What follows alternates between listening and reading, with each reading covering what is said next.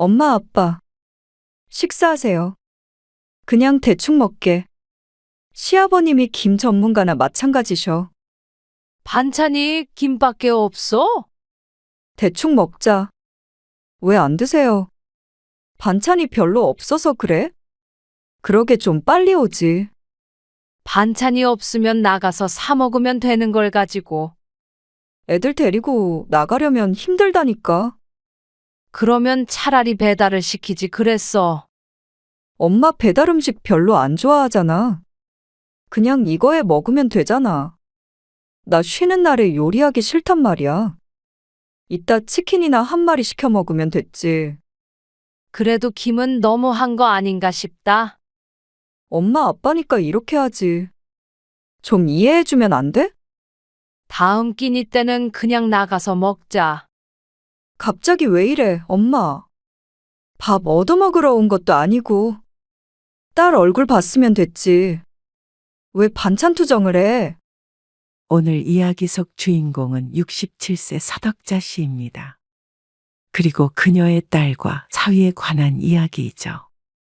늦둥이로 낳은 딸을 서 씨와 남편은 참 예뻐했습니다. 두 아들보다도 애지중지 키웠죠. 그렇다면 그 사랑을 돌려줄 줄 아는 사람이 되어야 했었는데 딸은 결혼하고 가정이 생기니 원래 가족인 부모는 뒷전이었습니다. 대단한 대접을 바란 것이 아니었지만 사돈네를 대하는 것에 비해서는 푸대접을 하는 것이 맞았습니다. 결혼 후 멀리 사는 딸을 좀처럼 볼 일이 많지 않았는데 오랜만에 찾아간 딸의 집에서 서 씨는 황당한 경험을 하게 되었습니다. 몇 시간이나 걸려서 찾아간 곳에서 딸이 점심 식사라고 내놓은 것이 김이었습니다. 곁들일 반찬으로 준 것이 아니라 그것이 메인 반찬이었죠. 그리고 김치. 동네 사람이 놀러와도 이것보다는 성의 있는 대접을 했을 것 같았습니다. 부모라서 함부로 해도 된다고 생각하는 딸에게 실망이 컸습니다. 어떻게 해도 부모는 이해해 줘야 한다는 딸의 말이 황당하기도 하고 가슴이 아프기도 했습니다. 언제나 딸에게 하나라도 더 해주지 못해 안달했던 것이 허무했죠. 결혼하면 자식은 남이라고 하더니 그건 아들이 아니라 딸에게도 해당되는 말인 줄은 몰랐습니다. 차라리 며느리가 그랬다면 이 정도로 상처받진 않았을 것이었습니다. 그래서 화내는 서씨 부부를 오히려 이해하지 못하는 딸에게 똑같이 알려주고자 했죠. 서씨는 아들 둘 그리고 딸이 하나 있었습니다. 결혼을 일찍 해 연년생으로 아들을 낳았고 30 넘어 막내딸을 늦게 낳았습니다. 서씨도 남편도 딸이 참 예뻤습니다. 특히나 남편이 그러했죠. 아들 둘은 진작에 결혼을 했고 서씨 부부의 근처에 살고 있었습니다. 그리고 딸도 30살에 결혼을 했죠. 그렇게까지 멀리 살아야 하니? 회사 때문에 어쩔 수 없지. 명절에나 보겠네. 더 자주 올게. 전화도 자주 하고. 딸은 결혼하며 서씨 부부가 사는 곳과 멀어졌습니다. 자가용을 타고도 3시간 정도는 가야 하는 곳이었습니다. 그게 섭섭했지만 사위의 직장 때문에 어쩔 수가 없었습니다. 항상 끼고 살 수 있을 줄 알았던 딸이 품을 떠난 것이었죠. 서씨 부부는 그래서 더 애틋했습니다. 가까이 사는 아들네보다는 덜 만날 수밖에 없으니 그럴 수밖에 없었습니다. 요즘 잘 지내? 잘 지내지? 정신 없어. 고생이야. 애 둘 키우기가 쉬운 게 아니니까. 그러니까. 새 키운 엄마는 진짜 대단하다. 딸의 말에 서씨는 웃었습니다. 어느새 시집가서 자식을 키우니 부모 마음을 아나 싶었죠. 명절에 오면 몇 시쯤 될까? 글쎄. 아침 먹고 출발해도 넉넉 잡아 3시는 돼야 하지 않을까. 도착하면 엄청 배고프겠네. 그렇겠지. 알겠어. 너희 좋아하는 거 해놓고 기다릴게. 딸과의 전화를 끊자 옆에 있던 남편이 물었습니다. 좀 더 빨리 올 수는 없대.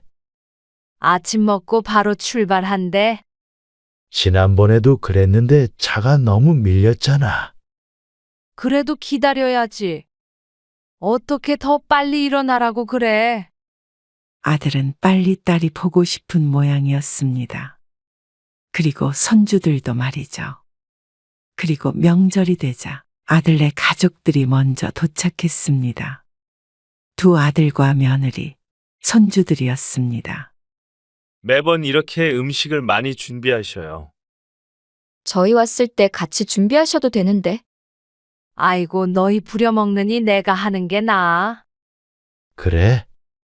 대신 우리가 가면 너희가 고생하잖냐.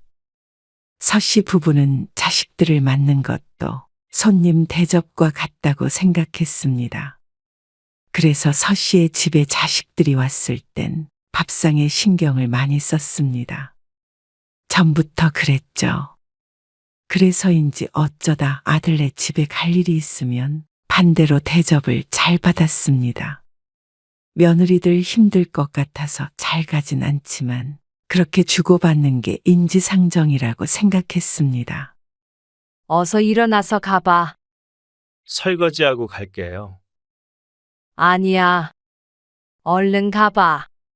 몇 개 안 되니까 내가 할게. 그래? 어서 가봐. 둘이 하면 되니까. 이거 다 치우시고 또 민영이네 밥 새로 차리실 거잖아요. 그렇지. 있는 거 해주시면 되지.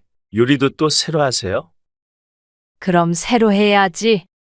먹던 걸 주니.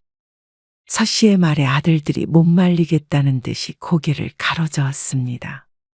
딸 사랑 여전하셔요. 서씨는 아들들이 가면 딸네 가족을 위해 음식을 새로 했습니다. 무척 번거로운 일이었고 아들은 그럴 필요가 없다고 생각했지만 서씨 부부는 딸과 사위가 좋아하는 음식을 만들어 주었습니다. 그 정도로 딸을 챙겼죠. 역시 집밥이 맛있네. 딸에게서 이 말을 들으면 서씨 부부는 기분이 좋았습니다. 멀리 사는 딸 가끔 왔을 때라도 제대로 챙겨주고 싶었습니다. 애들 키우느라 힘들지? 그래도 시댁에서 가끔 봐주셔서 괜찮아. 아이고, 감사한 일이야. 고생이 많으시겠어. 아니에요. 애들 보니까 오히려 좋아하셔요. 근처에 살았으면 우리도 좀 봐주고 할 텐데. 연년생이라 힘들다며 딸이 푸념을 했습니다. 그래도 애들 금방 자라. 그러면 서운하니까 어렸을 때 실컷 봐. 서씨 부부는 딸과 즐거운 시간을 보냈습니다. 비록 딸네 가족까지 집으로 돌아가면 서씨 부부는 골병이 날 것처럼 힘들었습니다. 명절 동안 손님 맞이를 2번 하는 느낌이었습니다. 그래도 좋았습니다. 이렇게만 살 수 있다면 좋겠다고 생각했죠. 그런데 시간이 지날수록 딸과의 사이는 조금씩 소원해질 수밖에 없었습니다. 요즘 왜 이렇게 전화가 없어? 아빠가 걱정하던데. 그랬나? 바빠서 그랬지. 잘 지내? 늘 똑같지 뭐. 엄마 근데 나 바빠서 이만 끊어야 될 것 같아. 그래? 알겠어. 얼른 볼일 봐. 응. 다음에 전화할게. 전화를 끊고 보니 옆에서 기다리고 있던 남편이 탄식을 했습니다. 아, 바꿔달라니까. 아니, 바쁘다고 끊어야 된다고 그래서 못 바꿨지. 그러면 당신이 전화하지 그랬어. 이 기집애는 왜 요새 전화도 안 해? 통화한 지가 한 달은 훨씬 넘은 것 같은데. 바쁘대. 아무리 바빠도 전화 한 통 할 시간 없나? 지난번에 어버이날에도 그냥 넘어가서 남편이 서운해했던 적이 있었습니다. 그래도 일하는 딸 방해할까 싶어서 먼저 전화는 못하고 서씨에게 시키는 남편이었습니다. 결국 통화는 못하고 끊자 남편은 골이 났죠. 그래도 금방 보자 너. 금방 언제? 추석에. 그러네. 그 말에 다시 싱글벙글해진 남편이었습니다. 딸은 연락이 뜸해졌습니다. 명절이 아니어도 어쩌다 한 번씩은 내려왔었는데 그마저도 없어졌습니다. 아무래도 애들 다 끌고 먼 길을 내려오는 것이 힘든 것 같았습니다. 이해는 갔습니다. 차가 안 막혀도 왕복 6시간 거리를 오가는 것은 웬만한 마음을 먹지 않고서는 힘든 일이었으니 말이죠. 그래서 서씨 부부도 한번 내려오란 소리를 하지 않았습니다. 그런데 명절 때도 서씨 부부를 방문하는 게 줄어들었습니다. 1년에 2번뿐인 명절인데 줄어들 것이 있느냐 싶겠지만 2번 중 1번은 안 오는 때가 많아졌죠. 미안, 엄마. 이번에는 집에 있을게. 차가 너무 많이 막히긴 하지. 그것도 있고. 요즘 너무 피곤해서 좀 쉬고 싶어. 회사 일이 힘들어? 그렇지. 주말에는 또 애들 보느라 바쁘니까. 명절에라도 쉬려고. 그러면 사돈네도 안 가게. 에이, 시집엔 가야지. 그 말에 잠시 섭섭한 감정이 들었지만 고개를 저었습니다.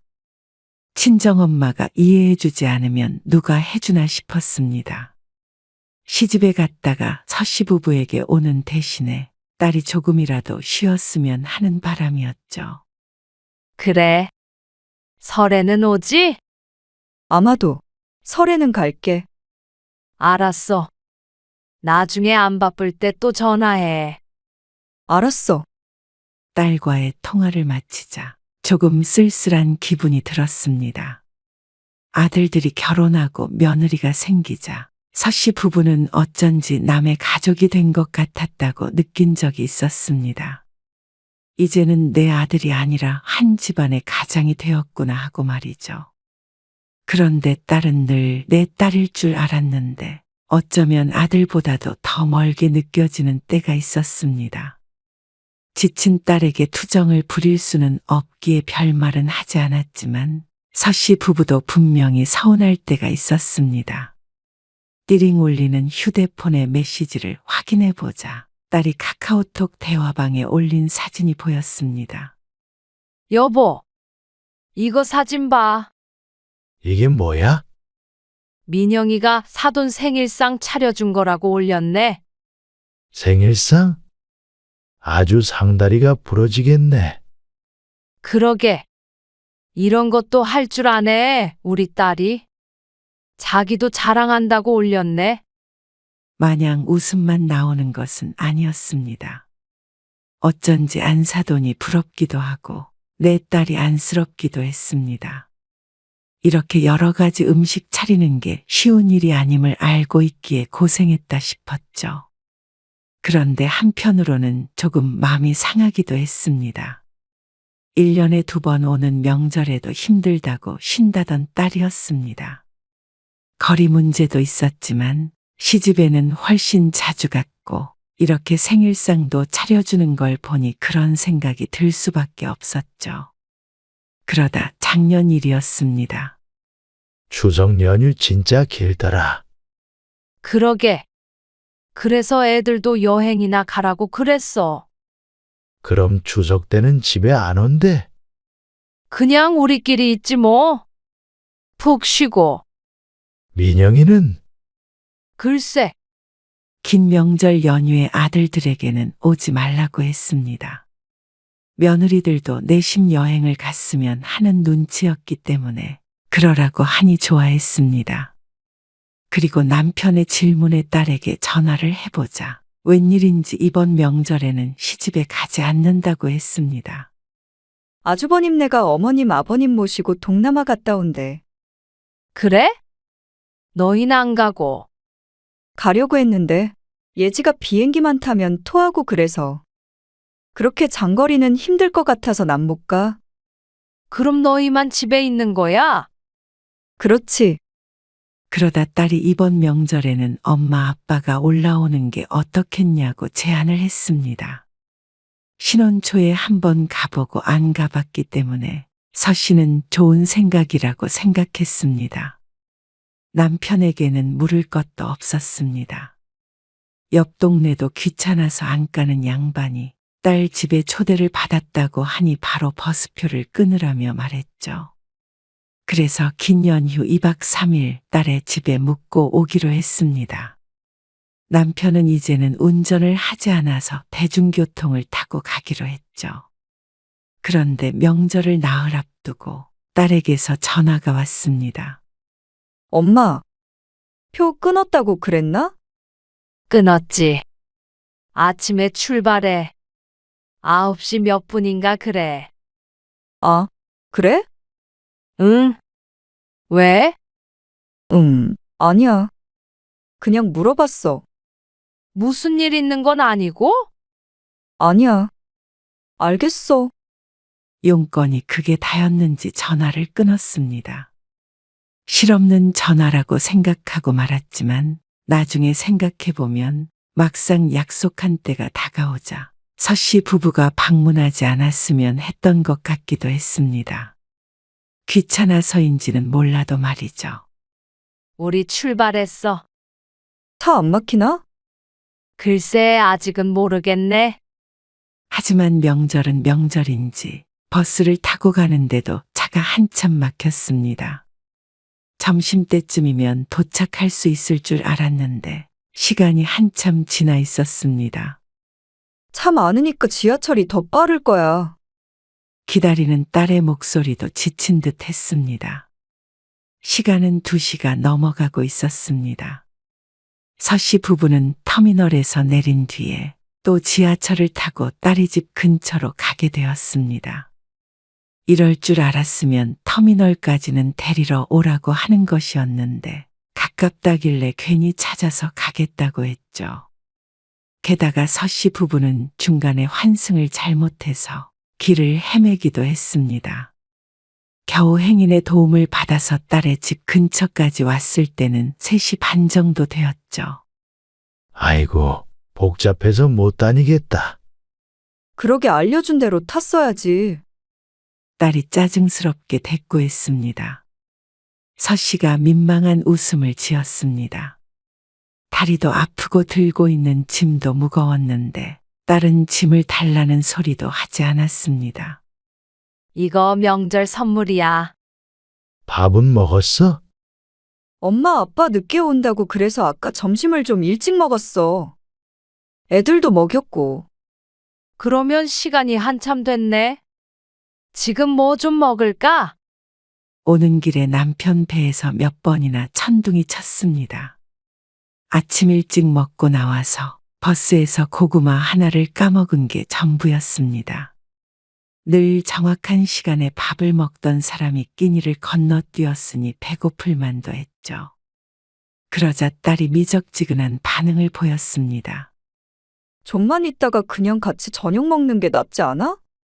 엄마 아빠 점심을 못 먹어서. 그래? 배고파? 배고프지? 제가 모시러 갈 걸 그랬네요. 아니야. 결국 제대로 찾아왔는데 뭘. 기다리다가 지쳤어. 그럼 대충 같이 밥을 먹자. 나중에 밤에 치킨 같은 거 시켜 먹고. 그냥 나가서 먹을까? 딸이 밥 차리느라 힘들까봐 남편이 말했습니다. 그러자 딸이 고개를 저으며 말했습니다. 나가는 게 더 번거로워. 그냥 집에 있는 거에다가 먹자. 그 말에 남편은 오히려 반색을 했습니다. 그래? 이것저것 하지 말고 집에 있는 거에다가 먹어. 잠깐만. 금방 차릴게. 딸이 걱정돼서 부엌으로 따라 들어갔습니다. 냉장고에서 뭐 꺼내야 해? 아니, 내가 할 테니까 앉아 있어. 딸의 말에 두리번거리자 딸은 찬장에서 무언가를 꺼내 식탁 위에 올려놓았습니다. 애들은 아까 먹었거든. 우린 이거에다가 대충 먹자. 그러면서 봉지를 까니 조미김이 나왔습니다. 이거에다가 대충 먹자는 게 김인 듯 했습니다. 서씨도 남편도 김은 잘 먹었지만 조금 당황스러웠습니다. 그리고 딸이 냉장고 문을 열자 목을 길게 빼고 봤는데 반찬통 하나를 꺼내더니 냉장고 문을 닫았습니다. 김치였습니다. 아빠, 식사하세요. 딸이 거실에 앉아있던 남편을 불렀습니다. 그러자 사위도 와서 다 같이 식탁 위에 앉았는데 딸이 밥을 퍼서 놓았고 식탁 위에 반찬이라고는 김과 김치밖에 없었습니다. 남편도 이게 단가 싶어서 두리번거렸습니다. 그냥 대충 먹게. 딸이 재차 말하며 더 이상의 반찬은 없다고 했습니다. 아무리 대충이라지만 이렇게 대충 차린 밥상은 살면서 처음이었습니다. 내가 집에서 혼자 먹는 밥이 아닌 이상 이렇게 차릴 사람은 없었습니다. 다른 반찬은 없어? 우리 아까 먹은 건 사위도 당황스러웠는지 딸에게 물었지만 딸은 인상을 찌푸렸습니다. 다 먹었지. 아까 밥을 이상한 시간에 먹어서 배 별로 안 고파. 당신 배고파? 배는 안 고픈데. 그럼 그냥 이렇게 먹자. 그러면서 서씨 부부에게는 김이 시집에서 보내준 거라 맛있다고 했습니다. 아버님이 김 전문가나 마찬가지셔. 바깥사돈이 고향이 김으로 유명한 곳이라며 태연하게 밥을 싸먹는 딸을 보니 서씨는 숟가락 들 의지가 생기지 않았습니다. 남편도 한참 김을 쳐다보고 있었습니다. 왜 안 드세요? 김이 메인 반찬이었습니다. 곁들여서 먹는 반찬이 아니고 말이죠. 이 정도면 맨밥이 아닌가 싶었습니다. 세상에나 몇 년 만에 집에 방문한 친정부모에게 대접할 음식인가 싶었습니다. 서씨 부부가 가만히 앉아있자 딸이 물었습니다. 아빠 국 있어야 하나? 아까 애들 먹다 남은 거 있는데 그거라도 데워줘? 됐다. 남편은 배고프다 못해 쓰릴 듯한 배를 그저 채우기 위해 밥을 우겨 넣었습니다. 국이고 뭐고 딸의 말처럼 대충 끼니를 채우는 느낌이었습니다. 사위의 말을 들어보면 평소에도 이렇게 먹는 것 같지는 않은데 아무래도 자신들이 배가 안 고프다 보니 상이 이 모양인 듯 했습니다. 김 먹어봐. 엄마, 자꾸만 김 타령을 하자 화가 났습니다.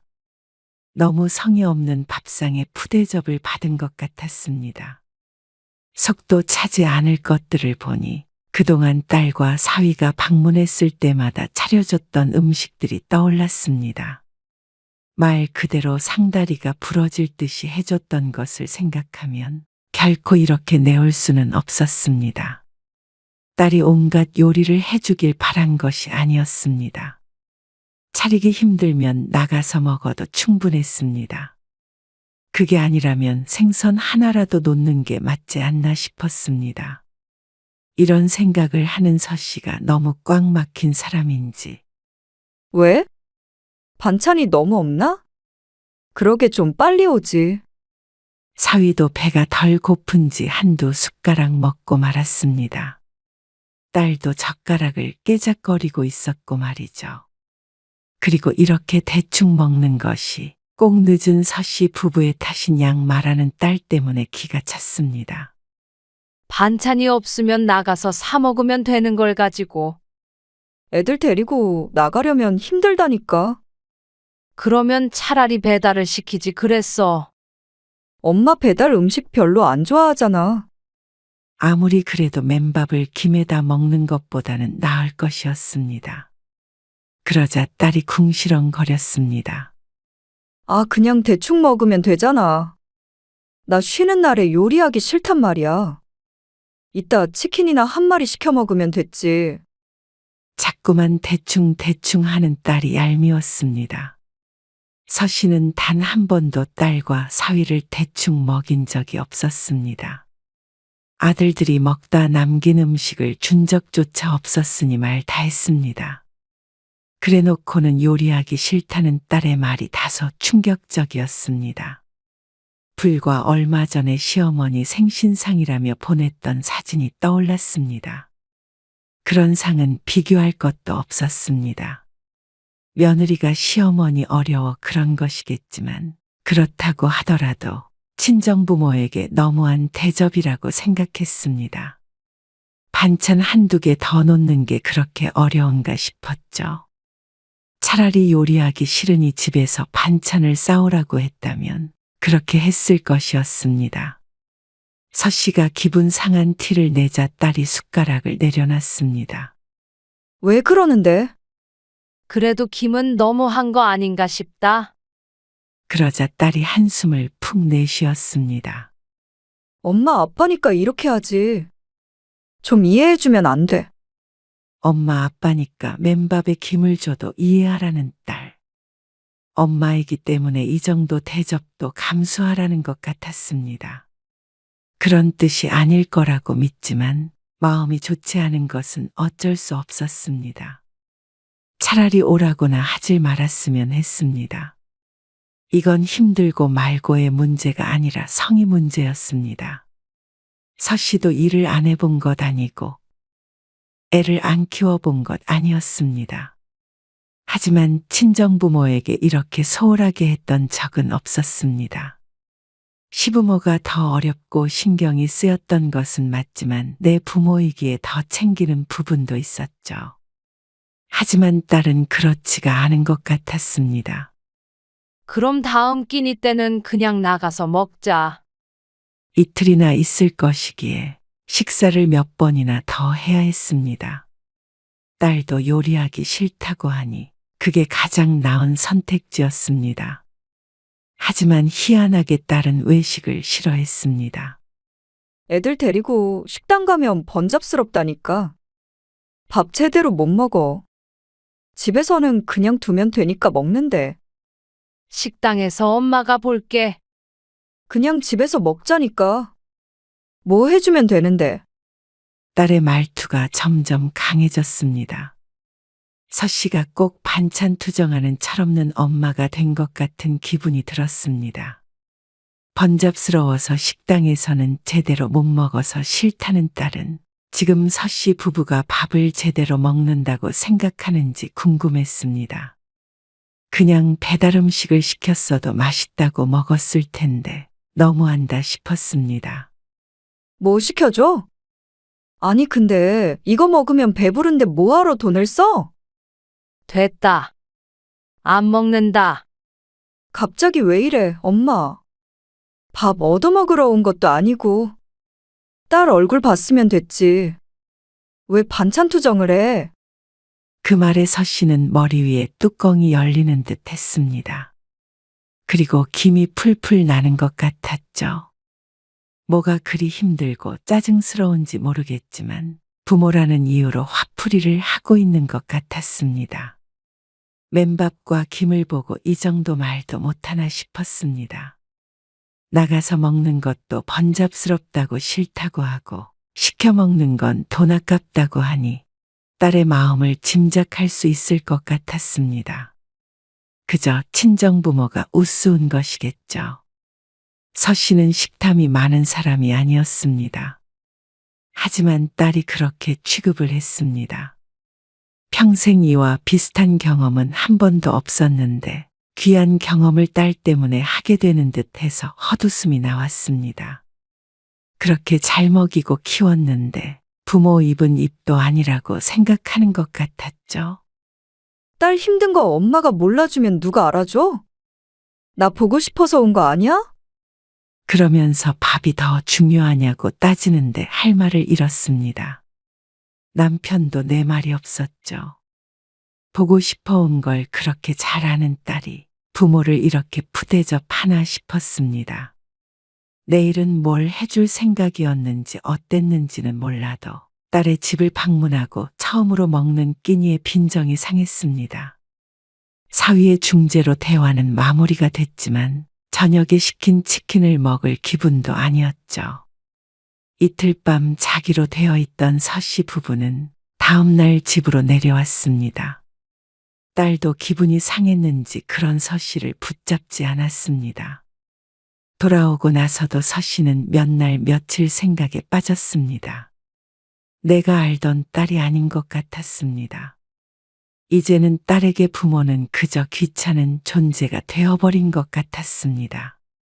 연락이 뜸해져도 명절에 오지 않아도 딸이 힘든 게 싫어 그러자 했지만 그러다 보니 딸의 마음속 우선순위에서 서 씨 부부가 한없이 뒤로 밀려난 것 같았습니다. 과연 시부모가 와도 그렇게 대접할 수 있겠나 생각했습니다. 결코 아니었습니다. 딸이라는 이유로 명절에 와서 손 하나 까딱 안 하고 맛있는 밥상을 여러 번 받아먹고 가면서 그렇게 밥 한 끼 차려주기가 힘든가 싶었습니다. 그게 딸의 마음인가 싶었습니다. 자식이 부모 마음 같을 수 없다는 건 알지만 이건 도가 지나친 듯 했습니다. 그냥 대충 먹으면 되지 왜 난리인가 싶을 수 있겠지만 그 밥상 앞에 앉아보지 않은 사람은 느끼지 못할 감정이었습니다. 서운함을 넘어서 비참하기까지 한 그 심정을 말이죠. 서 씨도 이제 더 이상 딸이 왔다고 진수성찬을 차리는 일은 그만하기로 했습니다. 양방향의 사랑인 줄 알았는데 철저한 짝사랑이었습니다. 밥 얻어먹으러 왔냐는 그 말이 내내 서 씨의 머릿속에 맴돌았습니다. 그게 서 씨의 짝사랑을 접게 만들었습니다. 그리고 그건 남편도 마찬가지인 것 같았습니다. 올해 설에 딸 부부가 내려오기로 했습니다. 평소 같았으면 집에서 쉬겠다고 할 만도 한데 오는 것을 보아하니 찔리는 게 있는 모양이었습니다. 서 씨는 아들네가 왔다가 간 뒤에도 따로 음식을 하지 않았습니다. 그리고 그런 서 씨에게 남편은 왜 딸 밥상을 안 차리느냐고 묻지도 않았죠. 엄마, 우리 왔어. 왔냐? 엄청 배고프다. 휴게소에 차가 너무 많아서 핫바도 못 먹고 왔네. 차 많이 막혔어요. 그래? 밥은? 무슨 밥? 아직 때도 안 됐잖냐? 우리 아침에 시댁에서 밥 먹고 아무것도 못 먹었어. 그래? 배고파? 우린 점심 먹었어. 뭐? 엄마 아빠만? 평소에는 기다렸다가 딸이 오면 먹었는데 이번에는 기다리지 않았습니다. 그러니 딸이 황당하다는 표정을 지었습니다. 그럼 우리라도 줘. 잠깐만 기다려라. 그래서 서 씨는 식탁에 딸 부부를 앉혀놓고 밥상을 차렸습니다. 반찬은 정해져 있었죠. 김과 김치. 그러자 딸의 안색이 바뀌었습니다. 이게 뜻하는 바가 있다는 걸 안 것이었죠. 엄마, 이럴 거야?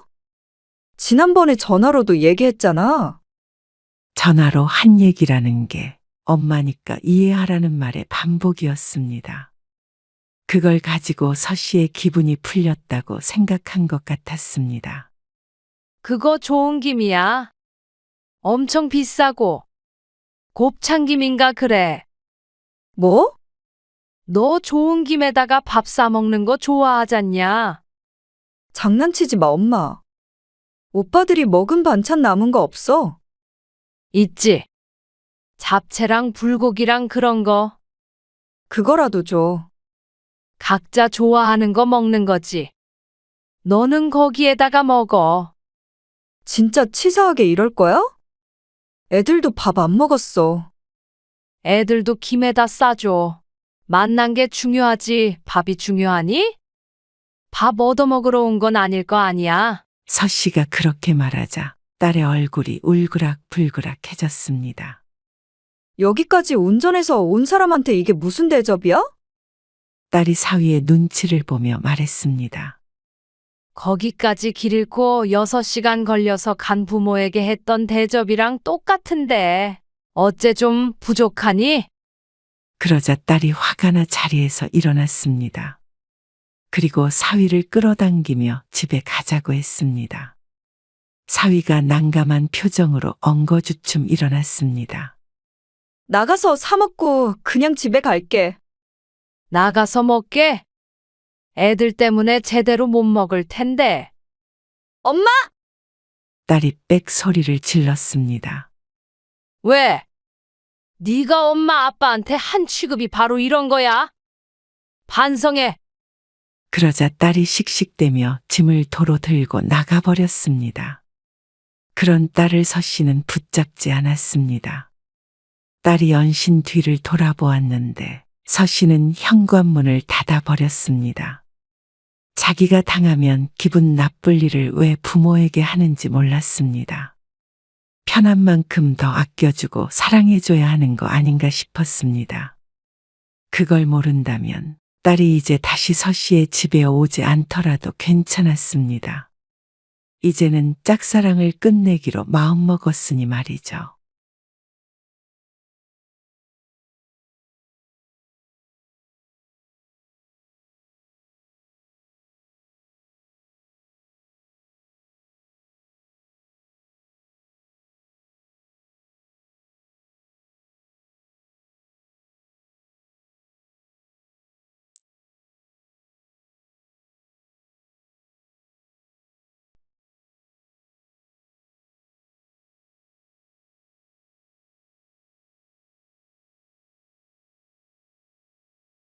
몇 평이라고? 13평인가? 어쩌니? 집이 좁아서 애들 놀 데도 없어. 두 분이서 지내시기엔 좋네요. 근데 여기서 자고 가진 못하겠네요. 오늘은 밥만 먹고 갈게요. 아무리 사정이 그래도 그렇지. 이러면 우리가 어떻게 와? 아, 그냥 다음 명절엔 밖에서 외식해야겠다. 아이고, 그럴래? 여기서 먹는 것보단 그게 낫겠지? 그리고 집으로 바로 갈게. 서운하진 않지? 에이, 서운하긴. 오늘 이야기 속 주인공은 65세 강목단 씨입니다. 그리고 그녀의 아들과 딸에 관한 이야기이죠. 아들, 딸이 명절에 온다고 하면 반가웠습니다. 손주들도 물론 눈에 넣어도 아프지 않았죠. 하지만 오면 반갑고 가면 더 반갑다는 말은 괜히 있는 것이 아니었습니다. 강 씨를 위한 말 같기까지 했습니다. 아들 며느리 눈치 보느라 신경줄이 남아나질 않고 딸과 사위가 오면 손주들 뒤치다꺼리 하느라 몸이 남아나질 않았습니다. 그러니 시간이 지나면 지날수록 명절이 설레기보다는 두렵기도 했습니다. 꼭 며느리가 명절이 다가오면 긴장되듯이 말이죠. 하다못해 잠이라도 돌아가서 잤으면 하는 생각까지 들었습니다. 자고 가면 신경 쓸 것이 한두 가지가 아니었습니다. 씻는 것, 먹는 것, 잠자리까지 하나하나 봐주는 것도 힘들었고 술을 왕창 먹으니 음식 해다 바치는 것도 번거로웠죠. 명절에 가끔 자식들이 한데 모이기라도 하면 바람 잘 날이 없었습니다. 그냥 조용히 밖에서 밥 한 끼 먹고 헤어졌으면 하는 게 강 씨의 바람이었습니다. 그런데 자고 가지 말라고 해도 명절에 아예 오지 말라고 해도 제멋대로인 자식들. 그렇다면 강 씨 부부가 피해갈 수밖에 없었습니다. 강 씨는 아들 하나, 딸도 하나였습니다. 한때는 대가족을 이루는 것이 꿈이었습니다. 강 씨가 어릴 적엔 당시에 드문 외동딸이라 외롭게 컸기 때문이었습니다. 경제적 여건 때문에 둘만으로 만족을 해야 했지만 지금 생각해보면 거기서 멈췄던 것이 다행이었습니다. 자식을 두어 더 낳았다면 어땠을까 생각하면 고될 것이라는 상상밖에 되지 않았습니다.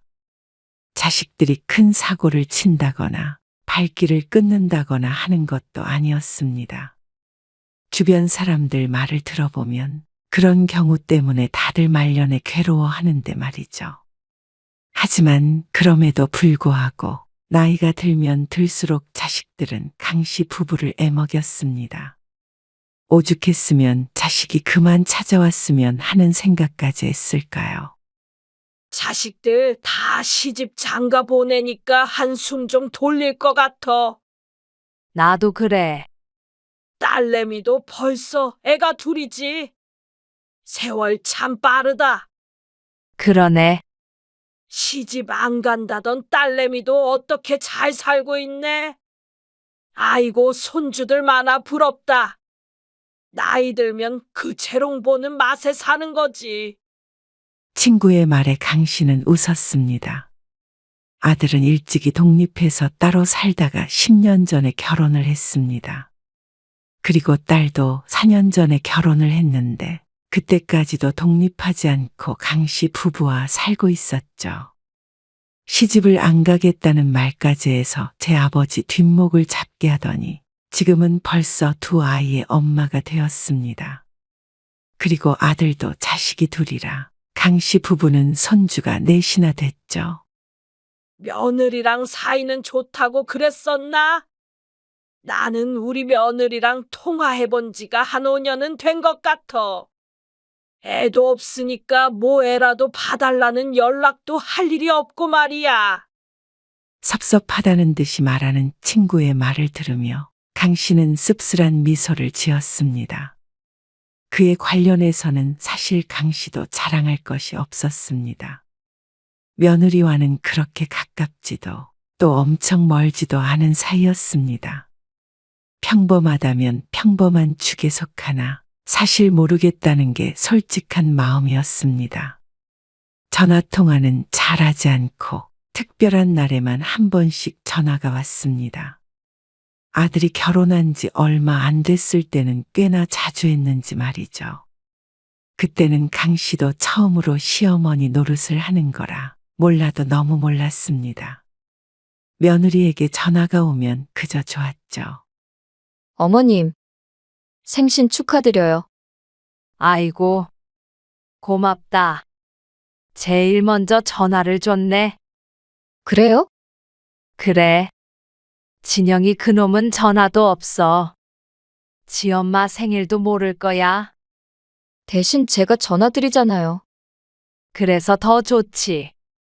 아, 참. 지난번에 싸준 반찬 다 먹었다며? 아, 네. 어머님 안 힘드시면 반찬 좀 더 해주세요. 그래? 맛있게 먹었어? 네. 다 좋아하는 것들이에요. 다행이네. 밥 잘 챙겨 먹어.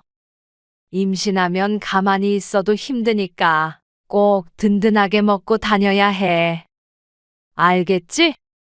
몸 무거워지니까 밥도 진영이한테 차리라고 하고. 네. 그렇게 할게요. 당시에 첫째를 임신하고 있던 며느리이기 때문에 자꾸만 걱정이 되었죠. 아들도 원했고 며느리도 요리하는 게 점점 힘들어진다고 했습니다. 그래서 강 씨가 종종 반찬을 해다가 갖다 주었습니다.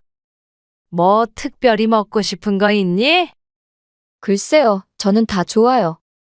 너무 많이는 말고요. 조금씩만 해주세요. 집에서 밥을 잘 안 먹으니까. 한 가지를 많이 해달라고 하는 것보다 어려운 요구였습니다. 그래도 며느리가 먹고 싶다는데 10가지, 20가지를 해서 갖다 주어도 좋았죠. 그래. 알았어. 내가 다음 주 금요일 오전에 그쪽으로 갈 일이 있는데 가는 김에 너희 집에 들려서 잠깐 주고 가려고. 집에 있지? 아마 집에 있을 거예요. 식사하고 가세요? 아니야. 약속이 있어서 가는 거라 오래 안 있어. 네. 집에 찾아가거나 용건이 있을 땐 종종 이렇게 강 씨가 전화를 걸기도 했습니다. 아들에게 볼 일이 있을 땐 아들에게, 며느리에게 볼 일이 있을 땐 며느리에게 전화를 거는 게 당연하다고 생각했었죠. 일주일 전에 며느리에게 방문 예고를 하고 방문 전날에 장을 봐서 며느리가 말한 대로 여러 가지 음식을 해서 소분한 뒤에 큰 가방에 차곡차곡 넣었습니다. 보기만 해도 배가 부를 것 같았습니다. 오셨어요? 아이고, 진짜 무겁다. 이리 주세요. 임신한 애가 이런 거 들면 안 돼.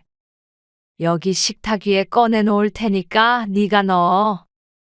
마음 같아서는 냉장고 안에 정리해주고도 싶었지만 왠지 좋아하지 않을 것 같아서 거들기만 했습니다. 잘 먹을게요. 그리고 30분 정도를 거실에 마주보고 앉아서 이런저런 얘기를 나누었습니다. 거진 아들에 관한 얘기였고 곧 태어날 손주에 관한 일이 주제였습니다. 벌써 가시게요? 주섬주섬 짐을 챙기는 강 씨에게 며느리가 물었습니다. 어쩐지 아쉬워하는 것 같기도 해서 기분은 좋았습니다. 약속이 있다고 했잖아. 지금 가야 안 늦어. 그래요? 그럼 조심히 가세요. 얼른 들어가 쉬어. 배웅하려는 며느리를 강 씨가 만류했습니다. 그리고 약속 장소로 가서 며느리에게 들렸다 오는 길이라고 했더니 친구가 깜짝 놀라며 물었습니다. 며느리가 좋아해? 당연히 좋아하지. 반찬 해달라고 해서 6가지나 해다가 직접 갖다 줬는데 그러면 다행이고 친구가 말끝을 흐리며 의문스러운 반응을 보였습니다. 왜? 문제 있어? 그게 아니라 요새는 그렇대잖아. 아들네는 가는 거 아니라고. 특히 며느리만 있을 때 왜? 혼자 있는데 시부모가 찾아오면 얼마나 불편하겠어? 그냥 반찬만 전해주고 온 건데 그래도 차라리 아들한테 반찬을 보내던가 해야지. 친구의 말에 강 씨가 고개를 갸우뚱했습니다. 아들은 회사에 다니고 며느리는 집에서 몇 시간씩 재택근무를 하고 있었습니다. 강 씨는 상대적으로 시간이 많으니 갖다 주면 더 좋아할 거라고 생각했죠. 전화도 그렇게 자주 하고 그러지 말어. 일주일에 한 번은 해. 그럼 좋을 리가 있겠어? 별말 없던데. 모르는 소리지. 뒤에서는 둘이 분명 싸울 거야. 그 말에 잠시 근심스럽기는 했지만 강신의 아들 며느리에게는 해당되지 않은 이야기라고 생각했습니다. 아마 며느리와 사이가 좋지 않은 친구라 질투를 하나보다 싶었습니다. 내 말 들어서 나쁠 거 없어. 그런데 그 말을 흘려들은 걸 나중에 후회했습니다. 아이가 6개월 정도 되었을 때 명절에 아들 며느리가 왔습니다. 어머님, 이리 주세요. 설거지 제가 할게요. 그럴래? 그럼 나는 반찬 남은 것 좀 정리할게. 아들과 남편은 아이를 보고 있었고 며느리는 싹싹하게 강씨 옆으로 와 설거지를 돕겠다고 나섰습니다. 요리를 하면 옆에서 거들었고 과일도 자기가 깎겠다며 칼을 가져갔죠. 그러니 친구가 강씨 보고 며느리를 잘 봤다며 눈을 흘기던 모습이 떠오를 수밖에 없었습니다. 웃으면서 밥도 먹고 얘기도 나누고 아이도 보고 즐거운 시간을 보냈습니다.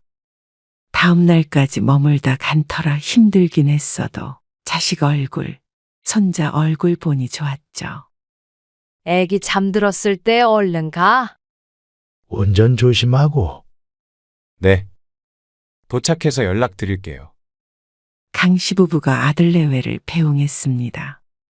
그리고 5분쯤 흘렀을까. 이건 뭐야? 아, 그거 애들 주려고 싸놓은 반찬들인데. 아이고, 얼른 가봐야겠다. 아직 출발 안 했겠지? 강씨가 다급히 쇼핑백을 들고 집 밖을 나섰습니다. 2층이라 다행이었습니다. 계단을 내려가 바깥 주차장을 두리번거리자 천만다행으로 아들 내외가 차 옆에 서 있는 것이 보였습니다. 애는 이미 태웠는지 보이지 않았습니다. 그런데 반가운 마음도 잠시 아들과 며느리가 그냥 대화를 나누는 게 아니라 다투고 있는 중인 듯 했습니다. 내가 이만큼 했으면 당신도 좀 더 빨리 일어나자고 했어야지. 아침에 밥만 먹고 일어났는데 이보다 더 빨리 어떻게 일어나? 그리고 음식하거나 설거지하면 좀 거들 수 없어? 언제는 애 보고 있으라며. 애 안고 있는 게 더 힘들다고. 명절에는 아니지. 아무튼 왜 명절엔 여자들만 힘들어야 해? 그러니까 내가 적당히 하라고 했잖아. 그리고 어차피 엄마가 거의 다 하시잖아. 그렇다고 안 힘든 줄 알아? 당신이 며느리 돼봐. 엄마가 눈치도 안 주는데 당신 혼자 왜 그래? 이런 사람이랑 내가 무슨 말을 하냐? 아, 도대체 왜 그러는 거야? 매번 명절마다. 왜 이렇게 싸워야 돼? 왜 그런 식으로 말해? 솔직히 요즘 세상에 나 같은 며느리가 어디 있어? 시어머니 전화도 잘 받고 명절에도 와서 일하고. 나는 뭐 안 해. 장모님이랑 장인어른한테 나도 잘하려고 노력하잖아. 그리고 솔직히 좋은 며느리는 아니지. 반찬도 해다 줘도 잘 먹지도 않으면서. 아, 몰라. 나도 싸우는 거 지겹다. 강 씨는 귀신이라도 본 표정으로 뒤돌아섰습니다. 여기서 반찬을 가져다 줬다가는 서로 민망해질 것 같아서 얼른 집으로 들어왔습니다. 그리고는 몇 날 며칠을 고민에 빠졌습니다. 며느리가 그런 불만이 있을 거라고는 생각하지 못했습니다. 아들에 대한 불만보다도 시어머니인 강 씨 때문에 둘의 갈등이 큰 것 같았죠. 명절에도 며느리에게 전을 부치게 한다던가 고된 노동을 하게 한 적은 없었습니다. 되도록이면 강 씨가 했죠. 하지만 그것도 며느리에게는 부담스럽고 힘든 일인 것 같았습니다. 그리고 전화나 반찬 문제도 그랬고 말이죠. 겉으로는 호호하다가 매번 명절마다 이렇게 돌아가서 싸웠나 싶으면 착잡하기도 했시옵뿐이다. 그걸 알게 된 이상 강 씨가 이전처럼 며느리를 대하기도 힘들었죠. 그래서 그 뒤로는 명절에 며느리가 와도 아들을 시키면 시켰지 며느리에게 뭘 하라고 한 적은 한 번도 없었습니다. 국자를 들고 있어도 얼른 뺏어버렸습니다. 그러면 둘이 명절 때문에 싸울 일은 없지 않나 싶었습니다. 그러니 해를 거듭할수록 아들 며느리를 맞는 게 아니라 시부모를 맞는 기분이 되었습니다. 말 하나, 행동 하나에도 조심하게 되었고 참 비위 맞추기 힘들다는 생각을 했죠. 강 씨는 며느리에게 전화도 거의 하질 않게 되었습니다. 어쩌다 며느리에게 전화가 오면 반갑게 받기는 하지만 예전에는 1, 2주에 한 번씩 했다면 지금은 1년에 한 번 할까 말까 하게 되었습니다. 엄마, 나왔어. 딸과 함께 보내는 시간도 쉬운 것만은 아니었습니다. 마음은 편했습니다. 사위가 딸과 초등학교 동창이었는데 어릴 때부터 가끔씩 보아온 사이였기에 며느리처럼 사위가 어렵지 않았습니다. 사위도 수더분한 성격이고 강씨 부부에게 엄마, 아빠하고 부르며 참 살갑게 대했습니다. 엄마, 저도 왔어요. 그래. 차 많이 막혔지? 점심 먹었어? 아직 안 먹긴 했는데 간단하게만 차려줘. 왜? 이따 약속 있어. 친구들 만나러? 만나야지. 그 친구들은 명절인데 아무 데도 안 간대? 다 여기 사는 친구들이니까 저녁에 잠깐 나오는 거지. 딸과 사위의 고향이라 명절에 내려오면 둘을 무척이나 바빴습니다. 그래서 이따 애들 좀 봐줘. 또 둘 다 놓고 가게? 그래야지. 모처럼 쉬러 왔는데? 술 한잔하고 오려고요. 애들은 데려가고 싶긴 한데. 죄송하지만 엄마가 이번에도 좀 고생하셔야겠네요. 너스레를 떨며 웃는 사위에게 강 씨도 마주 웃었지만 사실 웃음이 절로 나오진 않았습니다. 딸네 아이들이 아직 어려서 손이 많이 갔습니다. 첫째가 세 돌, 둘째가 두 돌이었습니다. 뛰어다니며 사고를 칠 때였죠. 술을 마시고 들어오면 새벽이 될 텐데 그러면 먹이고 씻기고 재우는 건 강 씨 부부의 몫이었습니다. 그러면 저녁밥 안 먹어. 나가서 먹어야지. 그러고서는 작은 방으로 쏙 들어가 버리는 딸과 사위. 거실에 남은 아이들은 벌써부터 우당탕 소리를 내며 말썽을 피우고 있었습니다. 남편이 뒷공무니를 쫓아다니며 안절부절하고 있었죠. 강 씨는 한숨을 쉬며 딸내가 먹을 밥을 간단히 차렸습니다. 이미 점심때가 지난 시간이라 강 씨 부부는 진작 먹은 상태였습니다. 잠시 후에 딸은 사위와 함께 밥을 후딱 먹고 다시 방으로 들어가 버렸습니다. 쉬러 왔다더니 정말로 휴식만 취하는 듯 했습니다. 강 씨는 딸이 먹은 것을 얼른 치웠습니다. 아이 둘이 남편에게 안아달라고 매달리고 있는 걸 보니 마음이 급해졌습니다.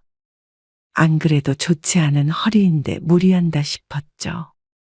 그리고 5시쯤 되자 낮잠을 자고 나온 딸 부부가 바로 외출을 했습니다. 그러니까 딸과 사위의 얼굴을 마주보고 대화한 것은 1시간, 아니 20분도 채 되지 않은 것 같았습니다.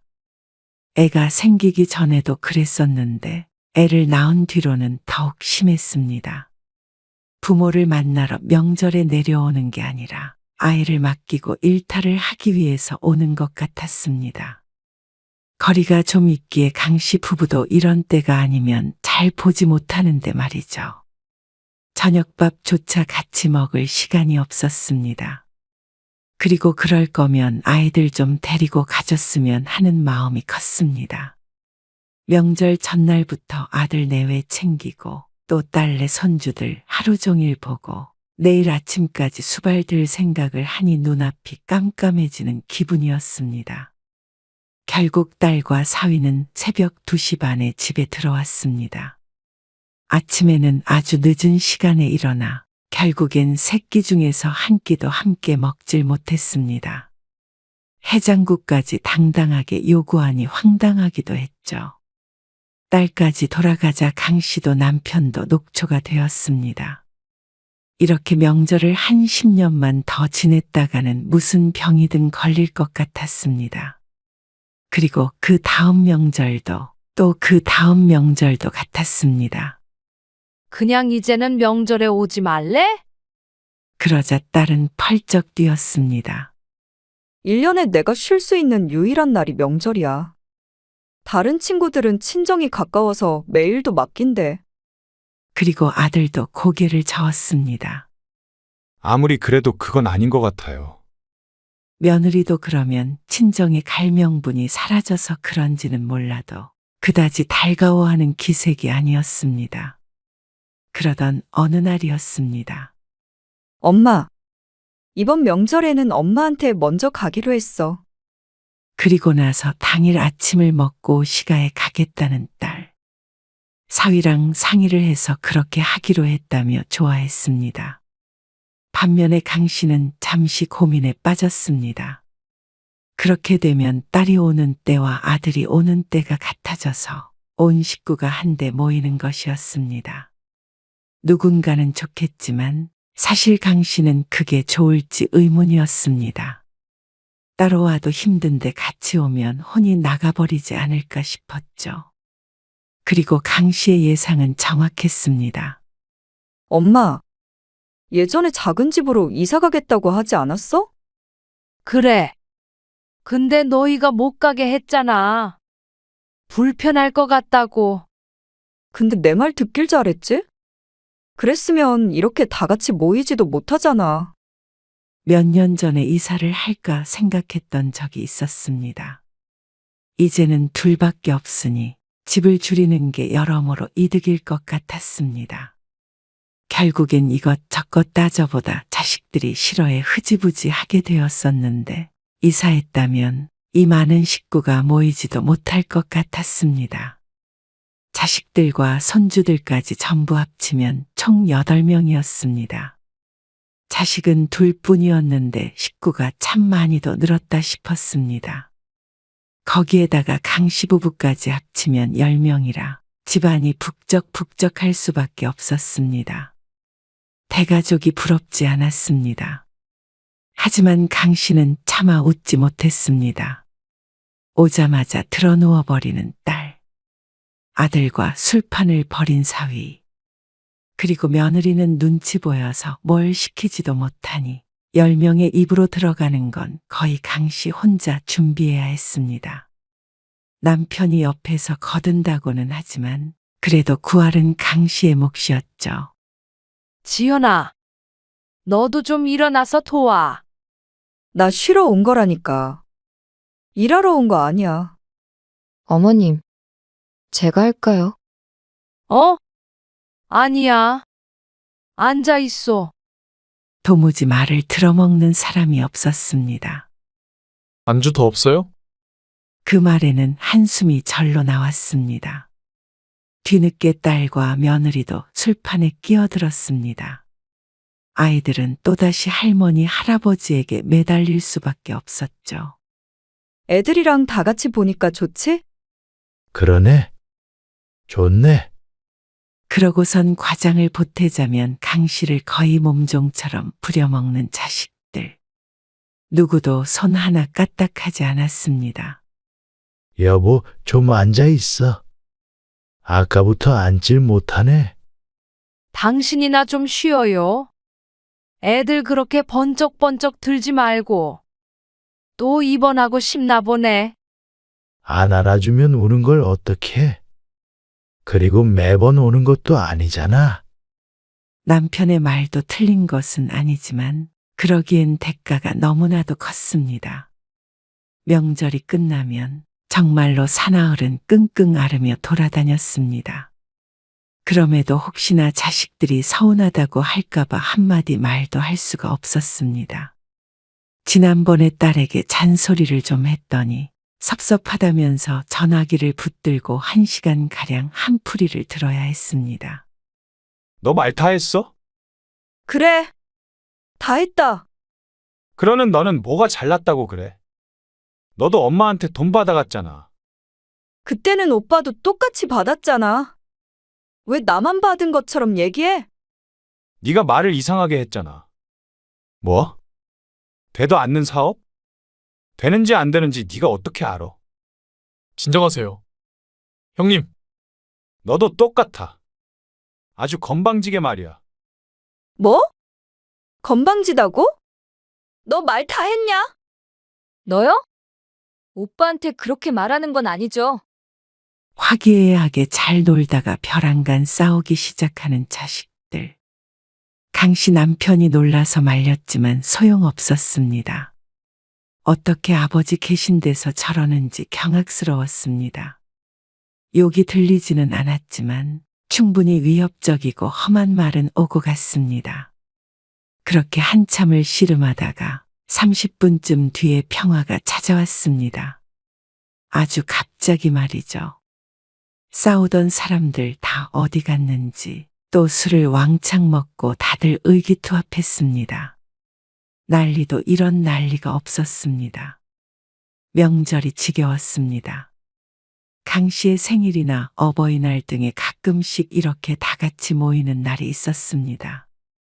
그럴 때면 종종 있는 일이었습니다. 그러니 강 씨가 지겨운 표정을 짓는 것도 무리가 아니었습니다. 그 와중에 아이들은 방치되니 이 중에서 괴로운 것은 강 씨 부부뿐인 것 같았습니다. 다들 할머니, 할아버지가 알아서 보라는 식의 태도를 보였습니다. 다 잠들었어? 당신은? 애들도 다 자. 거실이 시끌시끌하니 손주들이 잠에 쉽게 들지 않아 늦은 시간까지 강 씨가 재우느라 애를 먹었습니다. 겨우 재운 뒤에도 새벽까지 이어지는 술자리에 중간중간 강 씨가 들어가 막내를 다시 재워야 했습니다. 그리고 나서 같이 설핏 잠에 들었다 깨서 나와 보니 다들 골아떨어진 상태였습니다. 얼마나 먹었는지 여기저기 널브러져 있었습니다. 강 씨가 작은 방과 거실의 이부자리를 봐주고 깨워서 들어보내고 먹은 것을 정리하자 시간은 새벽 3시쯤 되었습니다. 아이고, 이게 뭐야? 그러고 별말을 하진 않았지만 남편의 심정을 알 것 같았습니다. 명절엔 다 같이 즐거워야 하는 거 아닌가 싶었습니다. 누군가는 애들을 봐야 하기에 부모에게 같이 앉아서 놀자는 소리를 하는 자식도 하나 없었습니다. 남들은 이런 명절이 좋은가 싶었습니다. 누군가는 명절에 자식들이 안 와서 서글프다던데 강 씨는 오히려 자식이 와서 서글픈 것 같았습니다. 기가 빨린다 빨려. 이 나이에 무슨 기가 남아있다고. 남편은 끙 하는 소리를 내더니 일어나서 안방으로 들어갔습니다. 그리고 다음 날 아침에 또다시 떡국과 북엇국 2가지를 끓이는 스스로를 발견한 강 씨는 속으로 다짐을 하게 되었습니다. 너희 이제 명절에는 정말로 오지 마. 엄마 아빠도 둘이서만 보내려고 하니까. 굳이 왜요? 나이 들어서 밥을 몇 끼나 차리고 치우고 하는 거 힘들어. 지난번부터 왜 자꾸 오지 말라고 그러세요? 그런 날 아니면 언제 가요? 집에. 도대체 이해를 하지 못하는 자식들. 오지 말라고 해도 도대체 들어먹지를 않았습니다. 아들도 딸도 오히려 그런 강 씨를 이상하게 여겼습니다. 나는 갈래. 안 가도 어차피 할 일도 없는데. 내려가서 친구들도 보고 해야지. 다 지들 마음대로였습니다.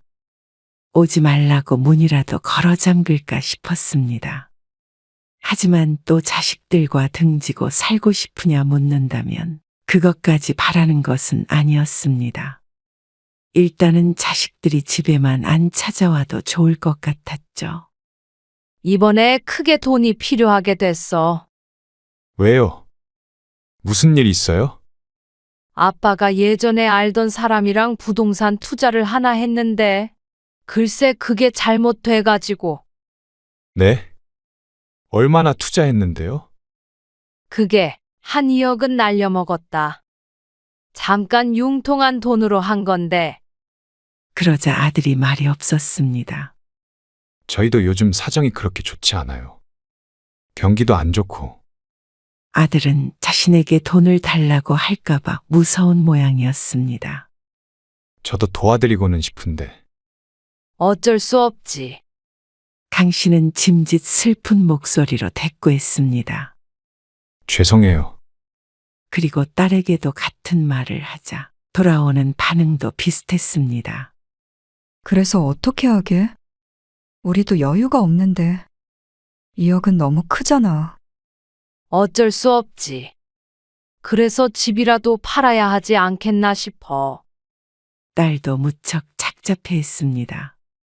하지만 살던 집을 팔고 작은 곳으로 옮긴다는 말에 이번에는 반대하지 않았습니다. 정 같았으면 집을 왜 줄이냐고 잔소리를 퍼부었을 텐데 말이죠. 어쩌면 자식들에게 빚을 떠넘기지 않은 것에 감지덕지한 모양인 듯 했습니다. 그리고 강 씨 부부는 3개월 만에 집을 팔고 작은 집으로 이사를 해버렸습니다. 속전속결이었습니다. 그 전에도 계획했던 것이었기에 어떤 곳으로 갈지는 대략적으로 그림이 있었습니다. 그렇기에 빨리 일 처리를 할 수가 있었습니다. 몇 평이라고? 13평인가? 뭐? 그런 데서 어떻게 살아? 방도 따로 있어. 딸의 반응이 웃겼습니다. 평수가 작긴 하지만 강 씨 부부는 아주 흡족한 집이었습니다. 평수도 둘이 살기에 딱이었습니다. 아담한 거실에 따로 안방까지 있으니 오히려 넓어서 청소만 힘든 큰 집보다는 나았습니다. 진작에 이럴 걸 싶었죠. 그리고 명절이 되자 아들이 내려오겠다고 했습니다. 너희 힘들 텐데 집이 좁아서 애들 놀 데도 없어. 일단 가볼게요. 그런데 막상 본 집의 크기에 놀랐는지 아들도 며느리도 잠시 말이 없었습니다. 두 분이서 지내시기엔 좋네요. 인테리어도 새로 하고 들어와서 딱 보기엔 무척 깔끔해 보였습니다. 근데 여기서 자고 가진 못하겠네요. 거실에서 자려면 자겠지만 오픈된 공간에서 불편하게 자야 할 것이었습니다. 그걸 좋아할 아들 며느리가 아니었죠. 애들도 답답한지 자꾸만 집에 언제 가냐고 물었습니다. 오늘은 밥만 먹고 갈게요. 처음으로 강 씨의 집에서 잠을 안 자고 돌아간 아들. 그리고 딸도 마찬가지였습니다. 어린아이들 둘과 함께 명절을 보낼 만한 크기의 집이 아니었습니다. 아무리 사정이 그래도 그렇지. 이러면 우리가 어떻게 와? 명절에 내려와서 애를 맡길 만한 환경도 아니었습니다. 거실이 넓으면 알아서 돌아다니라고 할 텐데 여기선 좁고 사방이 닫힐 거리들로 가득 차 있었습니다. 결과적으론 대성공이었습니다. 아, 그냥 다음 명절엔 밖에서 외식해야겠다. 아이고, 그럴래? 여기서 먹는 것보단 그게 낫겠지? 그리고 집으로 바로 갈게. 서운하진 않지? 에이, 서운하긴. 강 씨는 오히려 뒤돌아서며 웃었습니다. 자식 때문에 억지로 이사한 것이 아니라 원래부터 원했던 바였습니다.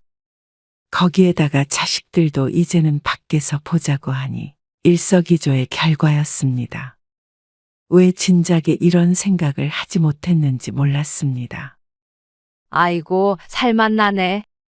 다음 명절에 아들, 딸과 갈비를 먹었고 집으로 돌아올 땐 둘이었습니다. 자식들과는 등을 진 게 아니라 오히려 사이가 좋아졌습니다. 누구 하나 서운한 사람이 없었습니다. 명절에 이렇게 가끔씩 자식들 얼굴도 보고 집에서는 아무 노동하지 않고 누구 눈치 보지 않고 푹 쉴 수 있으니 얼마나 좋은가 싶었습니다. 적당히 아담한 집이 아늑함을 더했습니다. 우리끼리 오붓하게 약주 한 잔 어때? 좋죠? 늘 지쳐서 제대로 된 명절을 보내지 못했는데 이제서야 정말로 사람들이 손꼽아 기다리는 명절이 된 것 같았습니다.